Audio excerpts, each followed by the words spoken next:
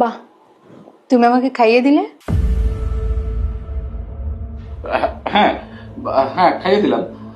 আমি কি তোমাকে খাইয়ে দিতে পারি না? অবশ্যই পারো, কিন্তু তোমার চোখ মুখ তা বলছে না। তুমি তোমার অবচেতনায় এই কাজটা করেছো। তুমি চেতনা অবচেতনা বুঝো? তুমি কিন্তু আমাকে উপহাস করছো। সেই সাহস আমার আছে। মানে? মানেটা তুমি বুঝতে পারছো? হয়েছে, আর কথা বলতে হবে না, তাহলে ঝগড়া শুরু হয়ে যাবে। চুপচাপ খাও। ঝগড়া করার জন্য তোমার কারো কথার উপর নির্ভর করে লাগে? সজন, এবার কিন্তু একটু বেশি হয়ে যাচ্ছে। হ্যাঁ, সরি। খাবারটা রেখে দিচ্ছ কেন? কেন আবার? ইচ্ছে করছে না। কেন? সরি। ঝগড়ার রাস্তাটা তুমিই খুলে দিচ্ছ।